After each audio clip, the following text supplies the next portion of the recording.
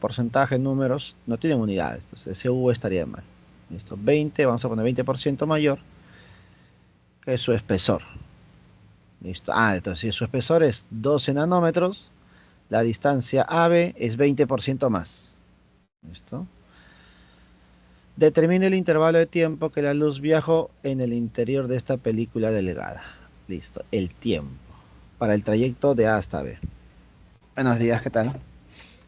A ver, recordemos que para la luz se considera que su rapidez de propagación es constante, ¿no? Entonces, para la luz, ponemos por acá, para la luz.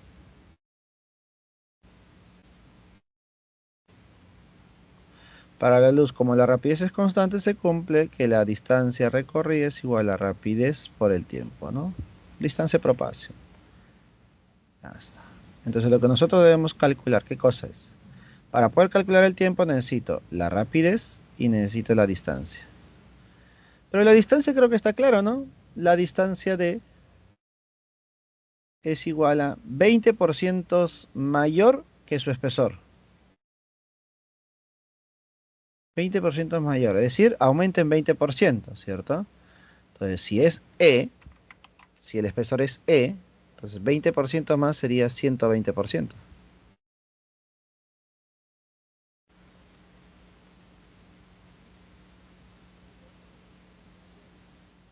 ¿Cierto, Sarela? Listo, entonces ahí mi distancia recorrida sería 120 veces el espesor. 120% del espesor. Ahora, la rapidez de propagación, ¿de dónde lo saco? ¿Cómo yo encuentro la rapidez de propagación? Entonces, para eso debo recordar el índice de refracción. El índice de refracción es igual a rapidez de la luz en el vacío entre la rapidez de la luz en ese medio. Si yo quiero dentro de la película delgada, sería la rapidez de la luz dentro de la película delgada. Si yo quiero la rapidez de la luz en el aire, será el índice de refracción en el aire. ¿Correcto? Ahora tú dirás, profe, pero no tengo el valor. Vamos a ver cómo lo calculo. O no me lo dan por ahí. A ver. ¿No me lo dan o sí me lo dan? Sí me lo dan, mira. Sí me dan la rapidez. Entonces, de frente nada más. ¿Listo? Mira, sí me dan la rapidez de propagación dentro de la película delgada. ¿Listo? Si es que no me diesen, tal vez me pueden dar el índice de refracción para poder yo calcularlo. ¿Correcto? Por si acaso. Entonces ya tenemos la referencia. Listo, entonces yo ya tengo esta rapidez, que es 0,75 C, donde C es la rapidez de propagación de la luz en el vacío. Entonces creo que tengo todo, ¿no? Tengo todo, ¿correcto? Así que ponemos por aquí. 120% de E, que sería 12 nanómetros, 12 por 10 a la menos 9, es igual a la rapidez. La rapidez es 0,75. De C, C es 3 por 10 a la 8. Y esto multiplicado por el tiempo. ¿Listo? A ver, operando, para que sea más práctico, sería 12 sobre 10 por 12 por 10 a la menos 9 es igual a 0,75. Yo me acuerdo que es 3 cuartos por 3 por 10 a la 8. Y esto por el tiempo. De aquí opero, por favor. Tercia, tercia, tercia, tercia. Me queda 4 y 4. ¿Listo? Ya está. Mira, yo ya sé que la clave es la C. Yo sé que la clave es la C. Pero vamos a corroborar igual. Listo. Acá subiría. Sería 10 a la menos 10. Y esto pasa al otro lado a dividir. Sería entre 10 a la 8. Subiría como 10 a la menos 8. Ya está. Y todos los 4 se multiplican. Entonces me quedaría 64 por 10 a la menos 18. Y esto es igual al tiempo. Profesor, mis claves están en función de 10 a la menos 17. Entonces me quedaría que el tiempo te quedaría 6,4 por 10 a la menos 17. Unidades de segundo porque hemos usado unidades de sistema internacional. Listo, acá sí nos queda clarito. 6,4 por 10 a la menos 17 segundos. ¿Qué te parece, Sarela?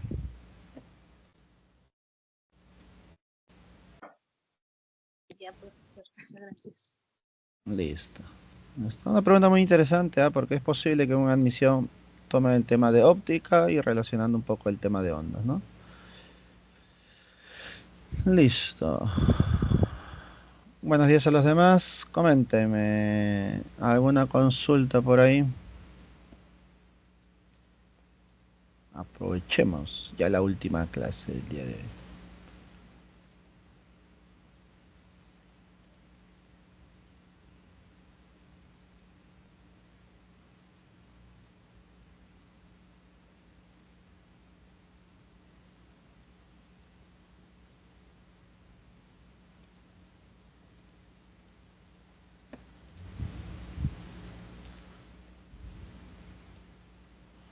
Entonces, para poder aprovechar el tiempo, comenzaremos en orden con la pregunta número uno. Oh, ahí tenemos otro, ahí tenemos otro. ¿Podría ir a que le envíe, por favor? Ya, no hay problema, no hay problema. Mientras existan dudas, consultas, ahí estamos.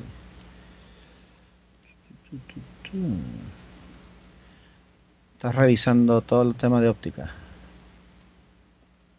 Sí. Ah, ok, no hay problema.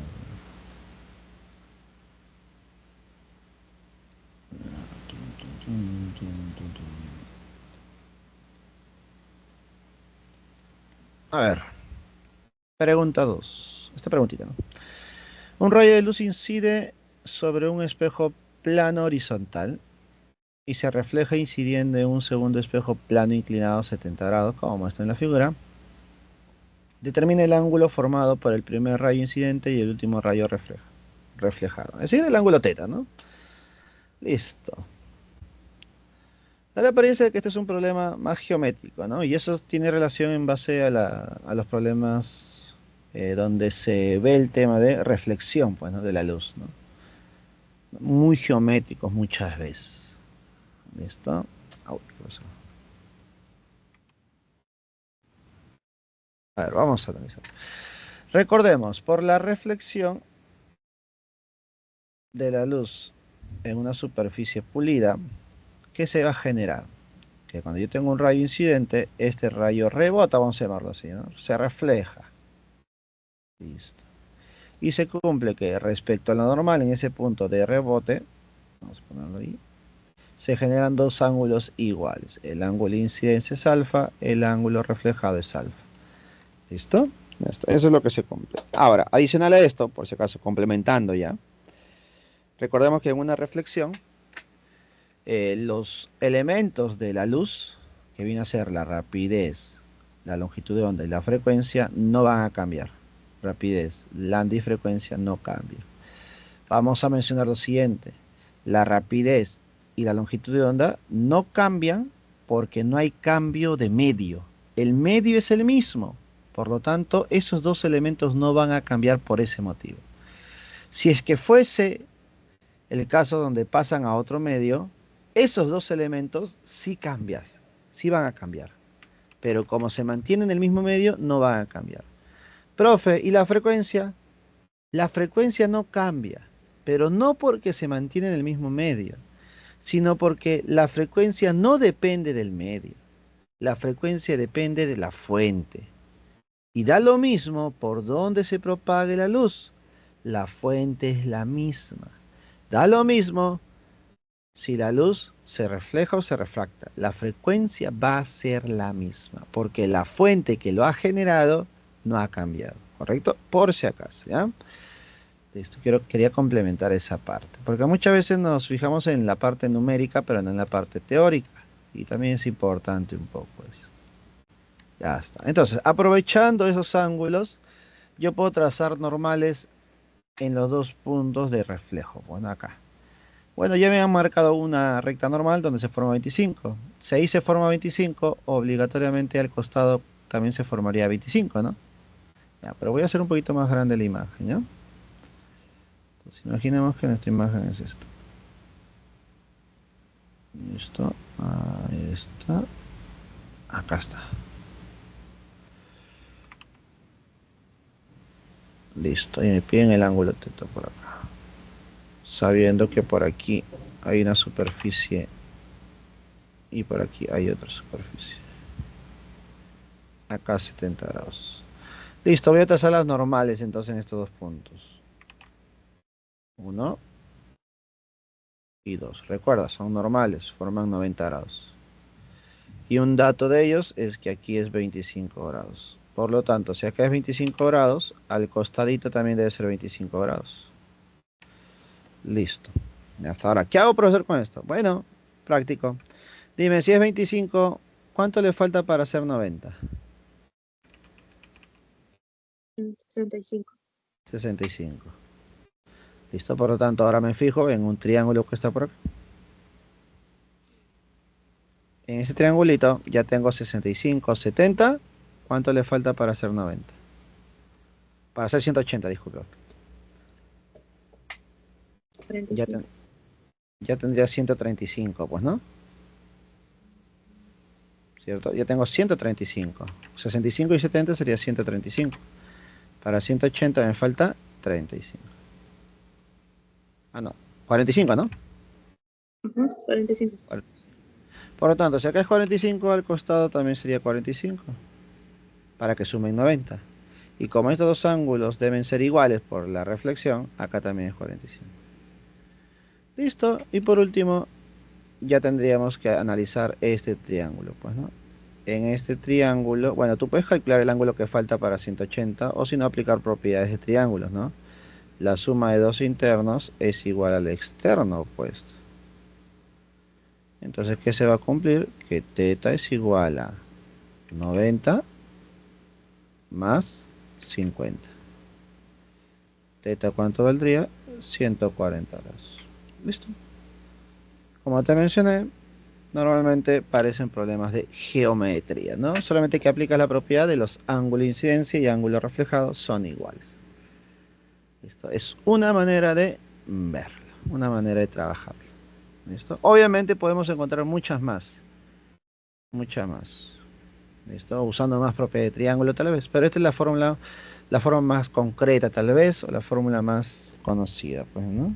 El paso a paso. ¿Correcto, Sorela? Ah, sí, profesor. Me acabo de dar cuenta que sí lo hice así, pero sumé mal. Estaba sumando mal, por eso no me salía. Ah, ok. Eso le pasa sobre con tranquilidad entonces.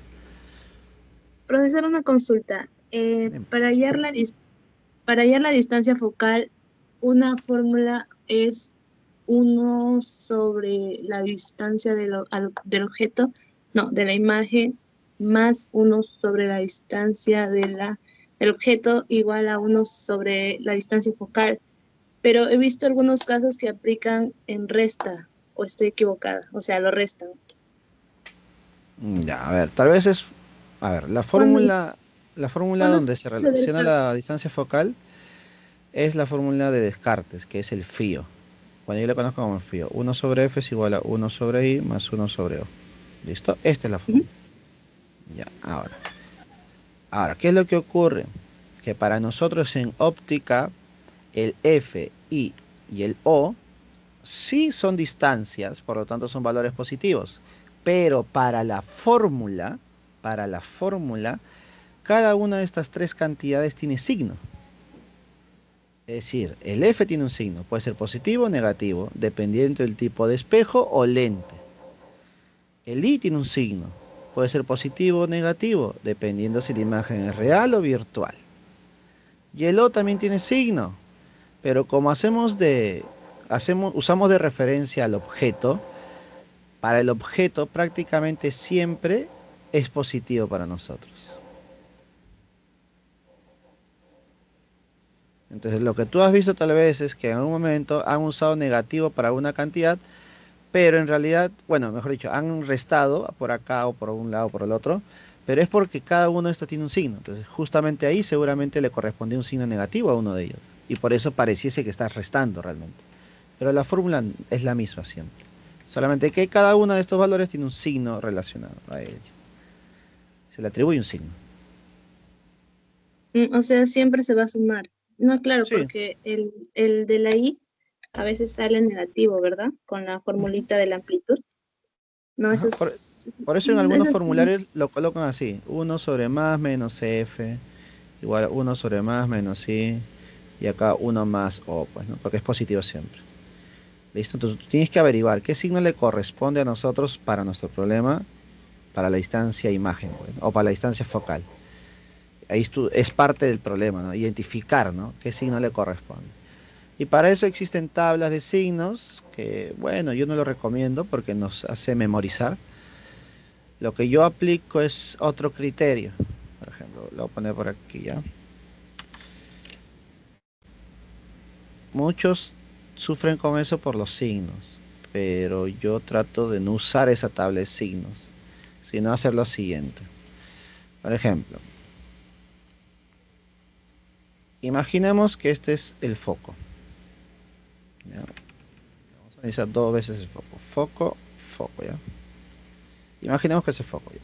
Son dos espejos, lentes diferentes, por si acaso, ¿ya? Solamente que voy a analizar para un caso positivo y para un caso negativo. ¿Cuándo se considera que la distancia focal es positiva o cuándo se considera que es negativa? Nosotros sabemos que conocemos la formación de imágenes para lentes y espejos. Trazamos rayos, ¿cierto? Hay un rayito que va paralelo, luego se refleja, se refracta, dependiendo si es un espejo o lente, ¿cierto? Los rayos incidentes, pues, ¿no? Rayo incidente y rayo reflejado. Rayo incidente, rayo refractado, por ejemplo, cuando es una lente. ¿Listo? Entonces, cuando uno de estos rayos reflejados o refractados, dependiendo si es lente o espejo, pasa por el foco, pasa por el foco, entonces la distancia focal es positiva. ¿Listo? ¿Listo? Ahora, ¿qué pasa cuando, por ejemplo, este rayo reflejado no pasa por el foco? Entonces dices, oye, pero ¿quién va a pasar por el foco entonces? Entonces, en ese caso, ¿qué se hace? Se prolonga, porque siempre debe haber alguien que pase por el foco. Si no pasa el mismo rayo, porque se está alejando del foco, entonces su prolongación debe pasar. Ah, profe, entonces, si pasa la prolongación, ¿qué signo le corresponde al foco? Negativo. ¿Correcto? Entonces, ahí comenzamos con la ley de signos para el foco. ¿Listo? Ahora, ya con la experiencia, con la parte teórica, tú puedes relacionar, bueno, oye, esto siempre va a ocurrir en un espejo convergente. Esto va a ocurrir en un espejo divergente. Oye, esto ocurre en una lente convergente y esto ocurre en una lente divergente. Y así vamos relacionándolo, ¿no? Listo. Ese es para el signo del foco. Para el signo de distancia imagen. Para la distancia imagen tiene relación con la formación de imágenes. ¿Cómo así, profesor? Para poder formar una imagen tú necesitas dos rayos. ¿Listo? Tú trazas tus rayos, ¿no? Hay varios rayos que se pueden analizar. ¿Listo? Imaginemos, este es un rayo, un rayo. ¿Listo? A ver, vamos a ver. Este es un rayo. Sí, sí, un rayo. ¿Listo? Y por aquí está el otro rayo. ¿Listo? Entonces te das cuenta que los dos rayos que nosotros hemos trazado se cruzan. Entonces cuando estos dos rayos se cruzan se forma una imagen. Entonces cuando la imagen es formada por dos rayos que tú estás trazando, entonces el tipo de imagen es real. El tipo de imagen es real. Y si la imagen es real o ha sido formado por rayos reales, yo le llamo así, entonces la distancia imagen es positiva. Se considera con signo positivo. Profesor, pero a veces esos rayos no se cruzan, sino se están alejando, ¿no? Se alejan. Sí, es posible. Entonces, en ese caso, cuando los rayos no se cruzan, lo que yo tengo que hacer es trazar sus prolongaciones, prolongarlos. Entonces, imaginemos que por acá yo lo prolongo. Imaginemos que lo he prolongado. Y por aquí prolongo el otro. ¿Listo? Ahora noto que sus prolongaciones se han cruzado. Si sus prolongaciones se cruzan, entonces se sigue formando una imagen. Pero como ha sido formado por prolongaciones, puedo llamarle imagen virtual. ¿Listo? Y cuando es una imagen virtual o la imagen se forma por las prolongaciones, se considera distancia imagen negativa. ¿Listo? Esa es tu tabla de signos. ¿Listo? Y para poder encontrar los signos adecuados, tú puedes memorizar esa tabla. O si no, saber el proceso de formación de imágenes. Si tú conoces el proceso de formación de imágenes, encuentras todo esto clarito. Porque lo estás viendo, lo estás dibujando, pues, ¿no? ¿Correcto? Así que eso es lo que podemos mencionar ahora, pues, ¿no? Sí, has visto formación de imágenes para lentes y espejos, ¿cierto? Ujú. Sí, profe. Listo, y ahí se ven los rayitos para poder formarlo, ¿no? Basta con dos rayitos para poder formar una imagen. Entonces, al hacer formación de imágenes, tú ves todo esto. Cómo el rayo reflejado o refractado pasa por el foco o se aleja del foco. Bueno, No, ya, profesor. Muchas gracias. listo. A ver, buenos días, Melody. Buenos días. La 28. 28, vamos a ver la 28. 28.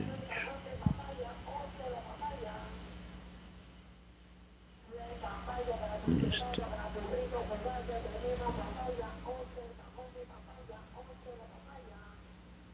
28. Ah, sí, ya. Ya entendí. Ya sé, ya sé, ya sé. Listo, a ver. 28, Melody, atenta. Dice, un bloque realiza un movimiento armónico simple en la dirección del eje X, eje horizontal, con un periodo de 5 segundos y una amplitud de 4 metros.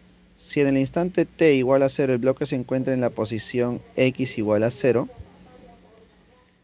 y la fase inicial del movimiento armónico simple es menos pi medios, ¿cuál es la ecuación posición versus el tiempo que representa el movimiento del bloque? A ver, según tal vez has visto en clase, la ecuación de movimiento para un bloque con movimiento armónico simple se puede representar como a coseno de omega por t más un ángulo de fase inicial. Profe, o con seno. ¿Mm? Ah, es que con seno mejor, profe. ¿Por qué? Es que es igual, ¿no? Algo así. A ver. ¿Por qué uso coseno y no seno? Porque estamos hablando de un eje horizontal. Eje X. ¿Listo? De un eje X. Entonces, en base a ello, damos de referencia el coseno. Si hubiesen dicho eje vertical, le correspondería seno. Porque recordemos que cuando se hace el análisis del MSU con el más, recuerda, la posición de esta esferita o de este cuerpo puede ser en base al eje Y o en base al eje X. ¿Correcto?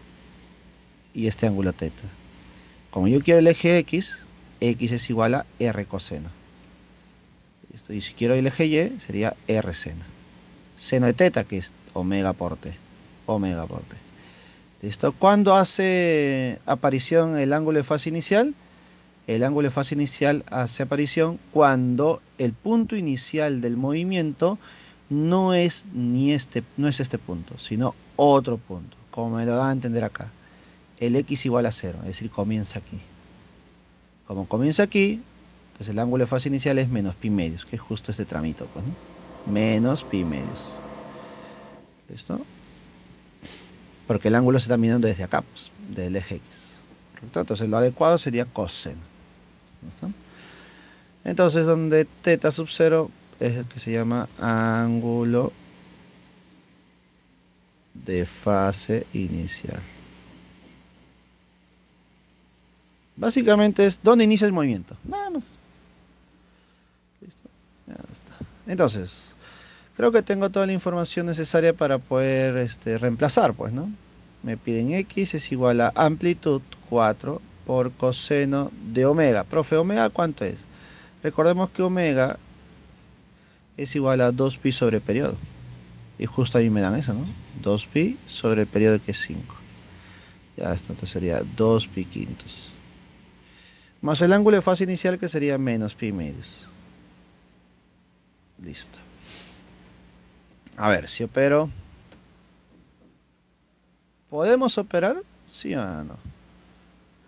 ¿Qué pasaría si nosotros operamos? Ah, disculpa, falta el... Ah, no puedo operar, disculpa, lo siento. Porque es 2 pi quintos por t. Menos pi medio, no se puede operar, chicos. Ya está. No es que estoy calculando un valor, estoy calculando la representación.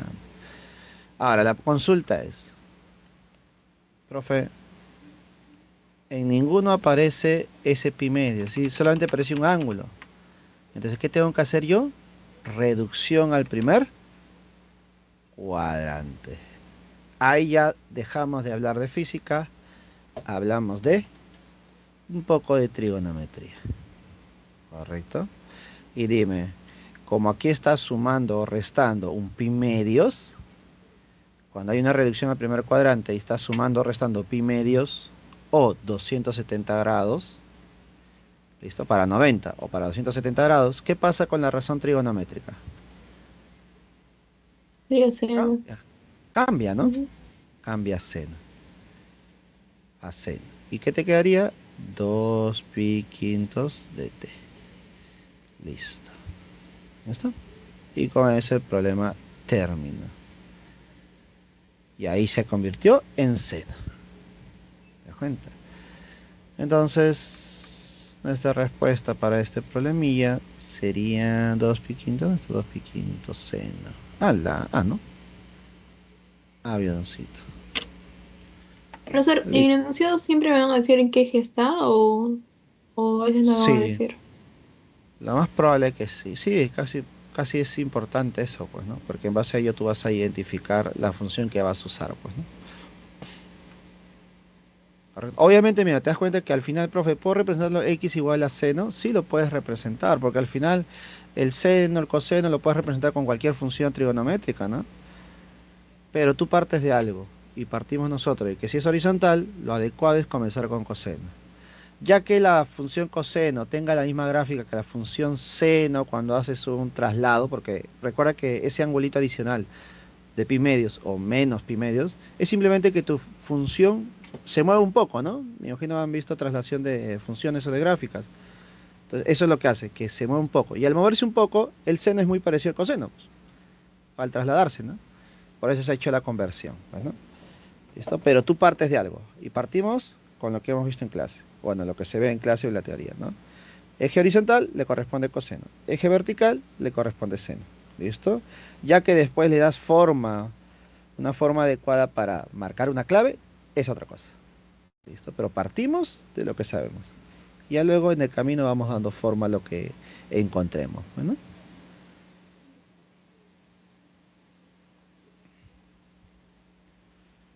listo, por si acaso.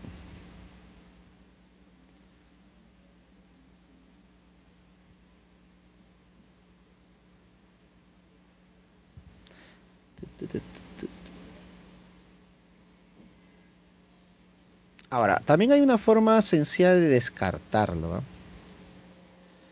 Por ahí también puede ser útil, tal vez por si acaso, ¿no? Ya me acuerdo mi época de estudiante donde uno dice, ah, su profesor, y si me olvido, me acuerdo, no me acu-". Porque puede pasar, ¿no? Entonces, me imagino que les habrá pasado en algún momento, ¿no? ¿Cómo yo analizo este problema si es que el tema no lo conozco al 100%, ¿no? No he hecho mucho esta teoría porque, acá sinceros, no se profundiza mucho el análisis de la circunferencia con, bueno, el MCU con el más. Entonces, bueno, mentalízate. Una ecuación, una expresión como esta es una función, ¿cierto? Una función. ¿Ya está? ¿Eso qué significa, profesor? A ver, si al inicio estoy en la posición x igual a cero, dime, ¿qué pasa cuando recorre el mismo tiempo que el periodo? ¿Qué significa el periodo? El tiempo que demora en ir, en dar toda una oscilación. Conceptualmente tú sabes que eso significa que debo regresar al mismo lugar, ¿sí o no? ¿Cierto? Debo regresar al mismo lugar. ¿Qué significa que regrese al mismo lugar? Que x nuevamente, ¿cuánto tiene que ser?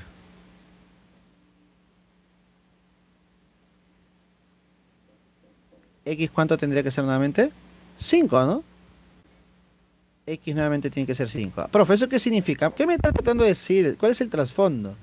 Te estoy tratando de decir que cuando el tiempo vale 5 segundos, tu X debe ser 0, ¿cierto? Y eso tú lo has trabajado ya en álgebra, pues, ¿no? Que es evaluar valores. Entonces tú evalúas valores. ¿Listo? Y cuando evalúo valores, se tiene que cumplir en una de mis claves, bueno, porque si una de estas respuestas del A hasta el E representa el movimiento, entonces se debe cumplir eso. ¿Listo? Ahora, te estoy mencionando que ese es el peor de los casos, cuando tú ya no sabes ni qué hacer, pues, ¿no? Pero analizas ya desde otro punto de vista. Atacas el problema desde otro punto de vista, ¿no? De otro tema, tal vez, podemos decir, ¿no? Otro curso, ¿no? Otro análisis, ¿no? Esto es decir que, profesor, cuando yo reemplace 5, ¿me debe salir 0? Sí. Y ahí lo voy descartando. ¿Listo? Entonces, cuando tú reemplaces 5, ¿en cuál de estas funciones te sale 0? ¿Listo? Y ahí vas trabajando y trabajando y trabajando y trabajando. ¿Listo? Ahora, yo estoy dando un valor, ¿no? Que el periodo sea 5 para que te salga 0, ¿no? Ya depende de ustedes cómo analicen el problema para poder aprovechar esa información. Por ejemplo, profe, si reemplazo en vez de 5, reemplazo 2,5, que es medio periodo, entonces recorre media oscilación, pues, ¿no? Y recorrer media oscilación, ¿qué significa? También ser 0, pues. Claro, porque recuerda, movimiento armónico simple. Si comienzo aquí en x igual a 0, medio periodo es esto, regreso acá. Otro medio periodo, regreso aquí. Es decir, para medio periodo o para un periodo completo, regresas al mismo lugar. Un cuarto de periodo, estoy acá, profe. En x igual a la amplitud. ¿Te das cuenta? Y así vas analizando. También es válido, pero recuerda, esto es ya cuando no sabes esto, ¿no? Si sabes, aprovéchalo. Si no te acuerdas, porque no lo has visto antes, puedes reconstruir el movimiento y ver cuál de estas cumple con esas condiciones, ¿no? Es una opción también, es decir, atacar el problema desde un punto de vista algebraico y con el concepto que tú conoces respecto al movimiento, bueno, que se ha visto en clase también. Por si acaso. ¿Listo? Pero son opciones, chicos. Son opciones que uno tiene que tomar y decidir en su momento, ¿no? Entonces, chicos, coméntenme a ver qué otra consulta tienen. Profesor, disculpe, en la 30, la parte que te dice si la lámpara y la pantalla se encuentran separadas, ¿es la distancia objeto o es la suma de las distancias A ver, objeto? dice, si la lámpara, bueno, convergente proyecto en pantalla. La lámpara es el objeto, pues, ¿no?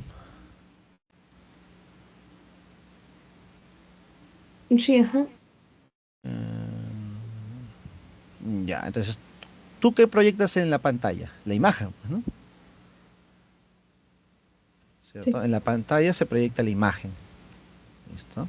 Entonces, la lámpara es el objeto, la pantalla hace referencia a la imagen. Por lo tanto, que lo que te están diciendo es que la distancia entre nuestro objeto y la imagen es de 10 centímetros. ¿Listo? Si acá está el objeto, objeto. ¿Listo? Y acá, imaginemos que está para abajo, ¿ya? Imagen, imagen. Esta distancia es 10 centímetros. Profesor, no es desde el objeto hasta el espejo, ¿no? O algo así. No, no es el lente, perdón, no es hasta ahí. La ¿Cómo, cómo? distancia. O sea, yo pensé que era la distancia objeto, eso que te estaba diciendo de 10, pero no, no es, No, es es más la... la distancia. Claro. Ahora, ten en cuenta algo, ¿no? Yo no sé dónde está la imagen, ¿no? Puede ser que por aquí está la lente y este 10 está por acá.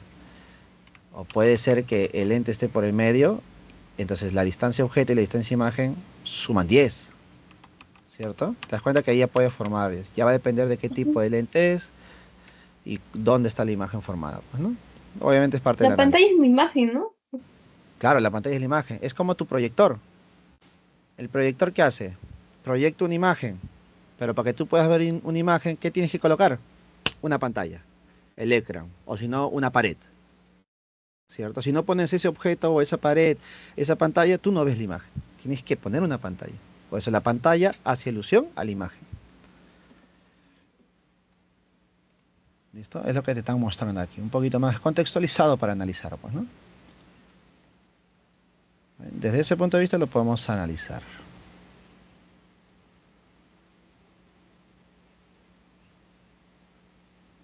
¿Listo? Obviamente Por ejemplo, que cuando le hayan... pregunté a mi profesor este problema, me dice que puedes analizarlo con dos casos, ¿no? Porque ahí la orientación de la imagen puede ser tanto positivo como negativo, ¿no? Y tienes que hallar para que cuando te salga la distancia focal, te sale positivo, esa es la clave porque te pide convergente. Pero si es que Ujú. no, pues entonces no sería eso, ¿no? Descartas otra Claro, opción. lo puedes ver desde ese punto de vista porque lo descartas en base al signo que te sale. O si no, hacer tu formación de imagen y ver en cuál de esa formación de imagen el aumento es 4 veces, pues. Porque si el aumento es 4 veces significa que tu imagen ha crecido, es más grande, ¿cierto? Eso para que más o menos entendamos. A ver, ahí está. Acá está tu lente, listo, acá está la lente. Por lo tanto, tu primer rayito va a ir así, convergente, pues, ¿no? ¿Cierto? Ese es nuestro primer rayito para nuestro objeto, ¿correcto? El segundo rayito, ¿dónde debe estar? Pasando por el centro, ¿no? Por acá. ¿Cierto? Ahora, si yo hago que este rayito se aleje, por ejemplo, por acá, dime, ¿estos se cruzarían? No, ¿cierto? No se van a cruzar. Por lo tanto, los que se cruzarían son las prolongaciones, que sería por acá. ¿Listo? Y al hacer las prolongaciones por esta zona, dime, la imagen crecería. ¿Lo notas? Y sería más grande. En cambio, por eso te digo, hay dos posibles situaciones, pero una no más va a cumplir. En cambio, ¿qué pasaría si este rayito pasa por acá y se cruza? Esto es nuestra imagen. ¿Listo? Y esta imagen no es tan grande. ¿Listo? No es tan grande. A eso se refiere que aunque pueden haber dos casos. ¿Qué tan grande es esto? ¿Llegará a ser 4 veces? ¿Quién sabe? Por eso te hace referencia a que uno de los dos casos es. ¿Listo? Para un caso, tu distancia imagen, esta distancia imagen es negativa. Y para el otro caso, donde las prolongaciones, nuestra distancia imagen es... Ah, no, disculpa, acá es positiva. Disculpa, acá la distancia imagen es positiva porque son rayos reales y acá sería negativa, pues, ¿no? Negativa. ¿Listo? Eso sería. Ahora, ¿cuál de los dos casos será posible? ¿O cuál es lo correcto? Y eso es en base al problema mismo. Al problema mismo. ¿Por qué? Porque si yo tengo una lente delgada convergente que proyecta una imagen en una pantalla, la imagen de una lámpara con un aumento de 4 veces,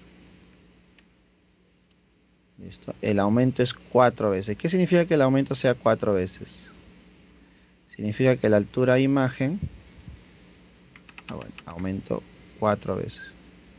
¿Listo? 4 veces. Si el aumento es 4 veces, significa que la relación de altura-imagen entre altura-objeto es de 4, pues, ¿no? ¿Cierto? Ahora, aquí hay un problemita también. Si el aumento es positivo, ¿qué significa eso?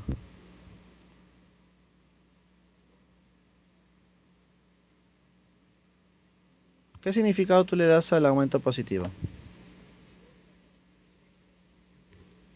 Imagen derecha. Imagen derecha, ¿cierto? ¿O no?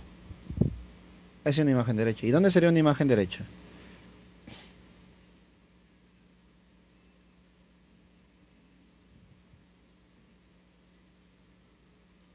¿Dónde tendríamos nosotros una imagen derecha?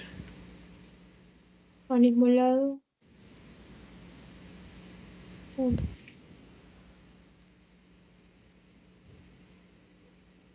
¿Una imagen derecha dónde sería? ¿Esto sería una imagen derecha? No, no. No, Ahí ya podemos invertido. descartar. Ujú. Porque acá para que sea invertida el aumento tiene que ser negativo, pues, ¿no? Ahora, acá también podemos relacionar las alturas. Bueno, no me dan alturas, Profe, pero hay también un caso de la imagen derecha, es cuando está entre el foco 1 y la lente. ¿Cómo? O sea, hay una imagen derecha que es cuando está entre el foco 1 y la lente. Claro, cuando está acá, foco y acá el centro, pues, ¿no? El lente. Ajá, ya, entre esos dos ahí hay una imagen imagen derecha, sí, ajá, que es más grande también Ujú. que el objeto. Claro, por eso yo tengo que descartar uno en base al tamaño, pues, ¿no? Al aumento que nosotros nos damos, ¿no? En base a ello tenemos que descartar. ¿Listo? Y obviamente, si es convergente, nuestra distancia focal, ¿qué signo nos tienes que salir? Positivo, pues, ¿no? Sí. Y es porque también su rayo pasa por el foco, pues, ¿no? Al ser convergente. ¿Listo? Entonces tengo que asumir uno de los dos casos, ¿no? Por ejemplo, el dato que nos dan que por ejemplo, ¿dónde está? Si la lámpara y la pantalla se encuentran separados, 10 centímetros, ¿cuál es la distancia focal? A ver,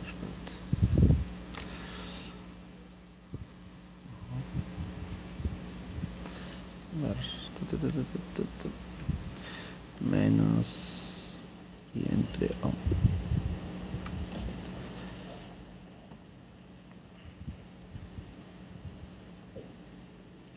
4 es igual a menos, ¿sí?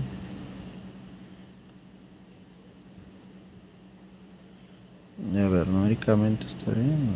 A ver, espérate.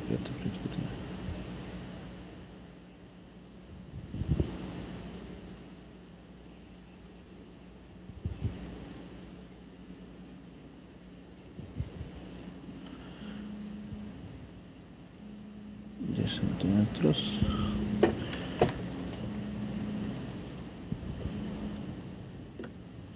Ya, acá hay 4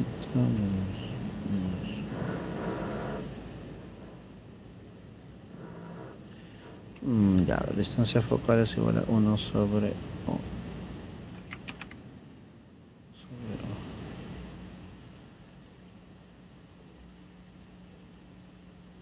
Y es igual a 4 veces O. Ahí está.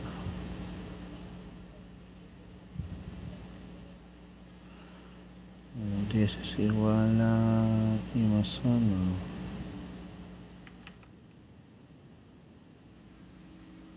Menos sí.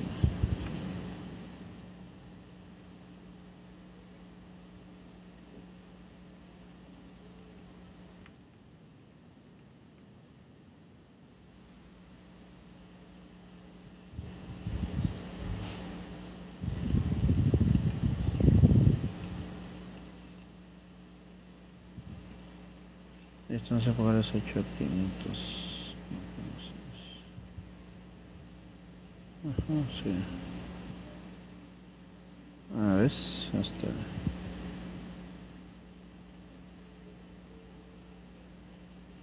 Claro, ya ves, ahí está bien. Ya, sí, ya lo di cuenta. No es tan directo como pensábamos. Sí. Por eso tu profesor te dijo analizar dos casos y analizo. Por ejemplo, visualmente lo que nosotros encontramos es que la distancia imagen y la distancia objeto, la separación entre el objeto y la imagen es de 10 centímetros. Entonces, ¿qué es lo que ocurre? Que nosotros podemos asumir esto, ¿no? Ya es 10 centímetros y alguno puede decir esto. Profe, entonces la distancia imagen más la distancia objeto es 10. Esto sería correcto, sí y no a la vez. ¿Por qué? Porque para mí o para nosotros, esta distancia imagen y distancia objeto no son valores positivos siempre, ¿cierto? No son distancias solamente. Cuando yo lo trabajo el I y el O, cuando trabajamos en el FIO, dime, cada uno de estos valores tiene signo, ¿cierto? Entonces deja de ser una distancia solamente. Es decir, acá se coloca signo, pero a la hora de sumar sus valores, tiene que ser 10 valores, es decir, con valor absoluto, porque son distancias, longitudes. ¿Listo? Y ahí está el problema. ¿Por qué? Porque para nosotros esta distancia imagen es negativa, es decir, esto debe ser negativo. ¿Listo? Por lo tanto, cuando yo le saco el valor absoluto, tiene que ser menos i. ¿Listo? No sé si me dejo entender, porque eso puede generar un error. Siempre que trabajamos en la fórmula de Descartes, que es el FIO, esto F, I y el O tienen signos. Pero cuando trabajas como distancias, como longitudes, deben ser positivos. Entonces, como ya hemos identificado que nuestra distancia imagen es negativa, para que se vuelva positivo, ¿qué le tengo que agregar? Un negativo adelante. Entonces, esto ya es un valor positivo. Como distancia objeto también es positivo, al final tiene que ser 10, la suma de los. ¿Listo? Para que ya quede claro, concuerde. ¿Listo? Ahora, como ya tengo esta relación, ahora voy a esta relación del aumento. Según el aumento, 4 es igual a menos i sobre o. Esta es fórmula, pues, ¿no? Entonces yo puedo decir que 4o es igual a menos i. Justo este menos i es el que tengo acá. Entonces ya me quedaría 4o más o, 5o. Es igual a 10. Entonces o valdría 2. ¿Listo? Y con eso ya reemplazo, pues, ¿no? 1 sobre f es igual a 1 sobre i. Pero ¿y cuánto saldría? A ver. Listo, nos quedaría, a ver, 2,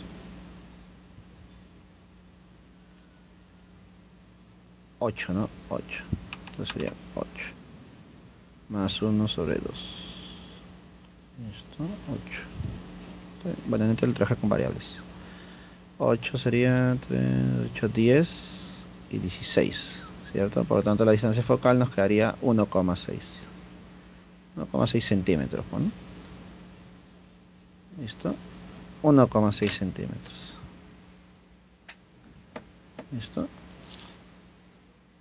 Entonces, la parte tediosa es el trabajar la distancia, bueno, la distancia de separación entre el objeto y la imagen. Esa es la parte tediosa. ¿Listo? Y eso va a depender de cómo lo analicemos, bueno, cómo grafiquemos, pues, ¿no? Por eso tu profesor te pide que analices los dos casos, ¿no? Cuando es positivo o cuando es negativo. ¿Listo? Y en uno de los casos te va a salir la distancia focal positiva y en el otro te va a salir distancia focal negativa. ¿Listo? Nosotros acá solamente yo vi un solo caso porque ya lo grafiqué y al graficar ya descarté el otro, pues, ¿no? Pero si no quiero graficar y simplemente quiero plantearlo numéricamente, tengo que plantear los dos casos, ¿no? Cuando la distancia imagen es positiva o cuando la distancia imagen es negativa, ¿no? Las dos. Y una de ellas me va a salir distancia focal positiva y la otra me va a salir distancia focal negativa. Bueno, acá me salió la distancia focal positiva 1,6. ¿Listo? Igual es para analizarlo, pues, ¿no? ¿Correcto? A ver cuál era el otro más parecido. A ver. Tu.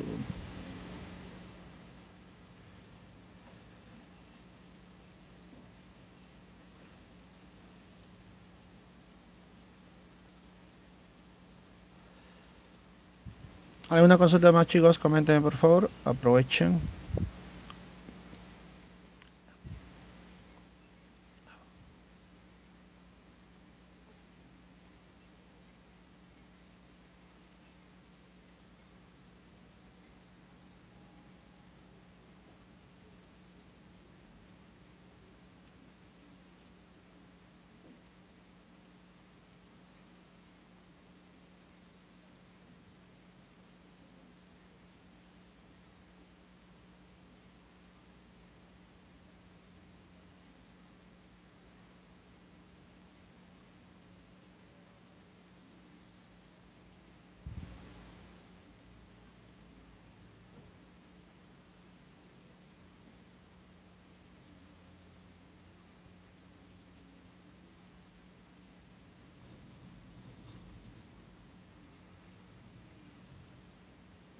Buenas tardes, chicos. Para los que están ingresando, pueden hacer cualquier consulta del material o adicionales también. Comenten, por favor.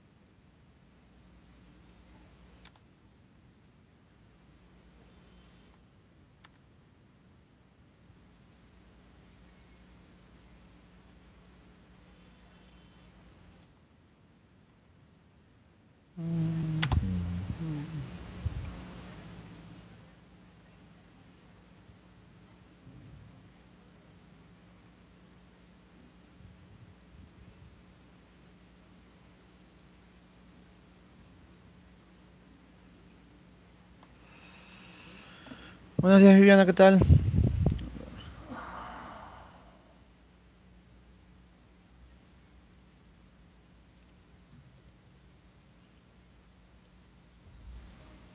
A ver, veamos esta preguntita que planteé.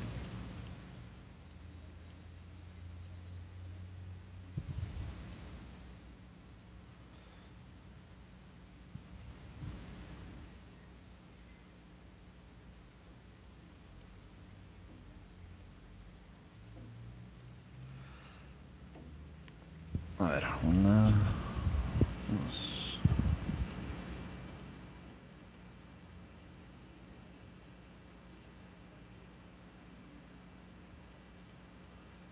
Listo.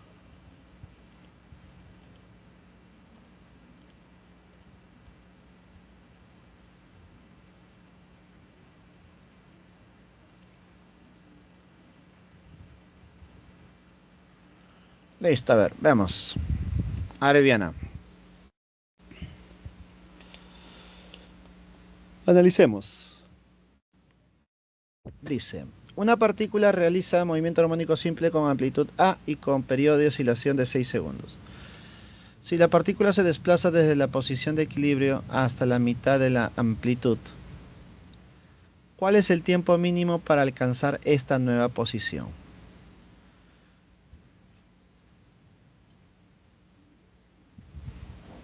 A ver, entonces vamos a graficar, analicemos.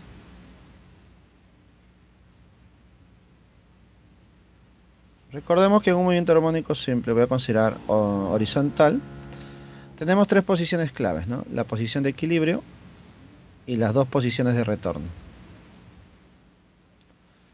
X igual a 0 y X igual a y menos A, ¿no? Listo. Hasta entonces me dicen, si la partícula se desplaza desde la posición de equilibrio, ya está, posición de equilibrio, hasta la mitad de la amplitud, hasta esta posición, hasta X igual a medios.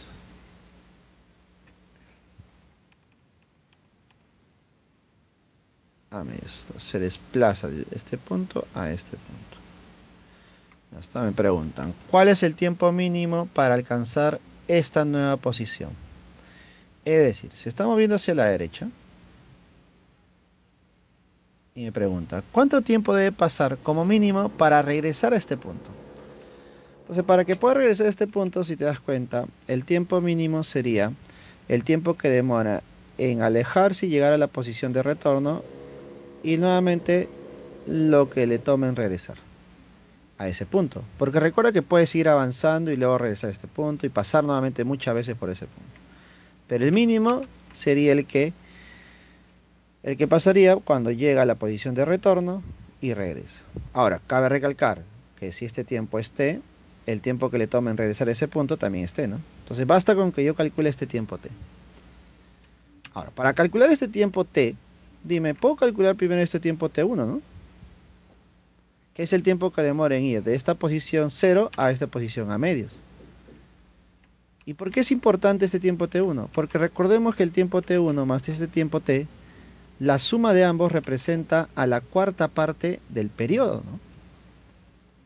A la cuarta parte del periodo. Recordemos que para un movimiento armónico simple, todo el tiempo de extremo a extremo es la mitad del periodo. ¿Listo? Y para ir de una posición de retorno a una posición de equilibrio es la cuarta parte del periodo. Entonces, este T1 más este T sería la cuarta parte del periodo, que justo es lo que me dan, ¿no? El periodo. Entonces, yo ya tengo la suma de estos dos. Entonces, nos faltaría solamente calcular el tiempo T1, ¿no? El tiempo que demora en ir de X sub 0 hasta A medios. ¿Listo? Hasta X igual a medios. ¿Y qué puedo hacer? Lo que tú puedes hacer es usar la ecuación de la posición, ¿no? La ecuación de la posición es igual a coseno de omega por t. ¿Listo? A coseno de omega por t. Ahora, profesor, ¿y por qué no le pone el ángulo de fase inicial? Porque yo no sé dónde inicia el movimiento. Entonces, prefiero colocarle a x igual a coseno de omega por t, y considerar que todo el movimiento comenzó acá. Y cuando comienza aquí, entonces lo único que estoy haciendo es analizar para un ángulo de fase inicial 0. ¿Listo? Profesor, pero lo que me están pidiendo es el tiempo acá. Por lo tanto, dime, no importa dónde tú inicias tu movimiento, el tiempo que le toma de ir de un punto a otro no va a cambiar.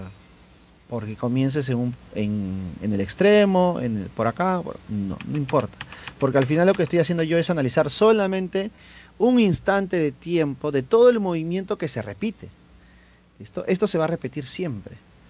No importa dónde haya iniciado, lo que importa es el proceso, ¿no? Ya está.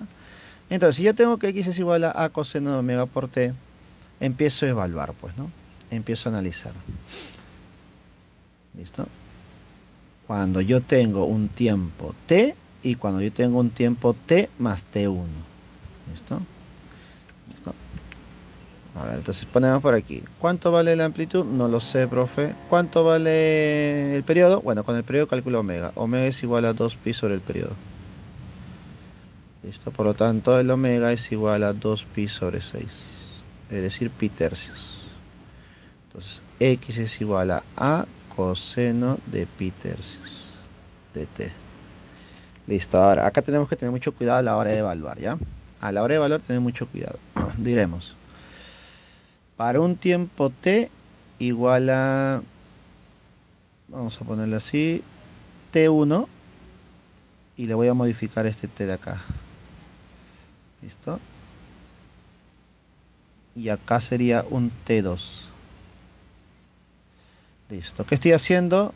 Este es un tiempo cualquiera, este es otro tiempo cualquiera, pero al final lo que yo necesito es la variación. ¿Correcto? La variación. Ya está. Entonces yo quiero la variación de tiempos. De instante de tiempo. Entonces diremos, para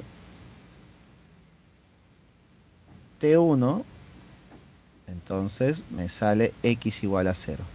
Cuando es el tiempo t1, la posición es 0. Entonces yo digo, x vale 0. Este es igual a coseno de pi tercios por t1. ¿Listo? Pi tercios por t1. ¿Listo? Y luego tenemos para t2. Si es t2, x ¿cuánto sale? X ¿cuánto sale? X saldría a medios. Por lo tanto, si es a medios, me quedaría a medios es igual a por coseno de pi tercios por t2. ¿Qué es lo que tengo que hacer en cada caso? Encontrar el tiempo t1 y t2. A ver, analicemos. Viviana, t1, ¿cuánto saldría? ¿Cuánto debería ser el ángulo? Bueno, el valor t1 para que el coseno me salga 0. ¿Cuándo el coseno es 0? ¿Para qué ángulo el coseno es 0?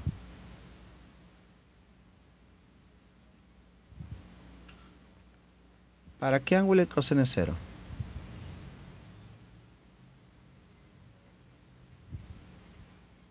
El coseno en 90 es...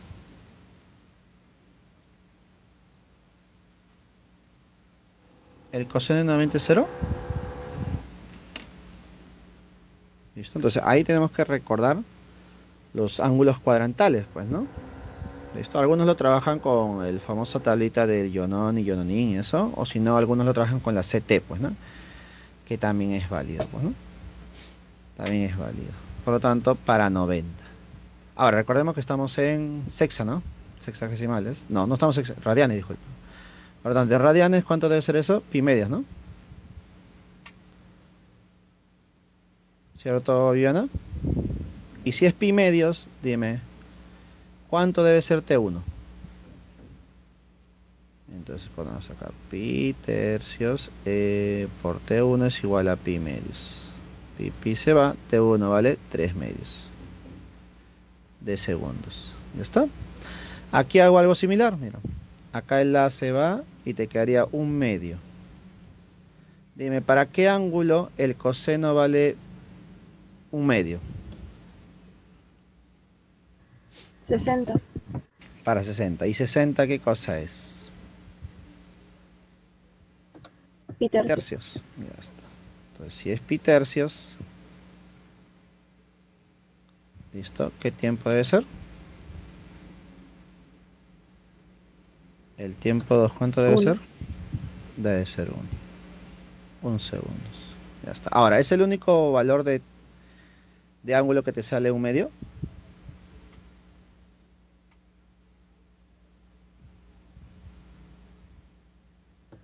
No. No, ¿cierto? No es el único valor. Hay muchos más. Hay muchos más. ¿Listo? Y esos serían los demás casos que podrían generarse en la figura, pues, ¿no? Pero podemos decir que el tiempo 2 es un segundo. Ahí está. Entonces, como yo tengo el tiempo 1 y el tiempo 2, me doy cuenta de algo. Mira, me doy cuenta de algo. Que el tiempo 1 me sale 3 medios. 3 medios. Pero dime, 3 medios es mayor que 1, ¿no?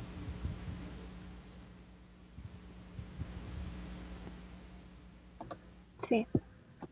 ¿Cierto? Ahora, dime, ¿en qué cambia esto? ¿Por qué el tiempo 1 me salió mayor que el tiempo 2? Se supone que el tiempo 2 debe ser mayor, pues, ¿no? Porque ha pasado después. ¿Cierto? Sí. Ya está. Es que un segundo es para un caso que nosotros estamos analizando y se supone que pudo haber sido antes. Listo, puede ser ya. Es decir, los demás casos también se están analizando, por eso tengo que ver todos los demás. Ahora, yo diré, profe, pero tengo que analizar todos los ángulos posibles para ver cuál es lo que se cumple y que esté mayor que 3 medios. Podría ser, pero da lo mismo, porque no importa si sale uno o lo demás, al final lo que yo quiero es la diferencia. Ahora, si yo lo analizo también de esta manera, puede ser que este tiempo t1 es después de este punto, es decir, es como si estuviera moviéndose hacia la izquierda, ¿no? Correcto, es como si estuviera moviéndose hacia la izquierda.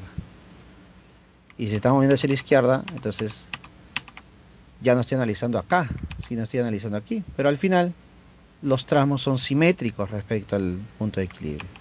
¿Listo? Es decir, ya estoy analizando más profundamente el problema en sí o el movimiento. ¿Listo? Pero numéricamente me va a ser lo mismo. ¿Correcto? Porque lo que yo quiero es en cuánto ha variado. ¿Listo? Entonces, ¿cuánto sería al final la variación de estos dos tiempos? La variación de estos dos tiempos sería, a ver si yo lo resto, sería 3 medios menos 1.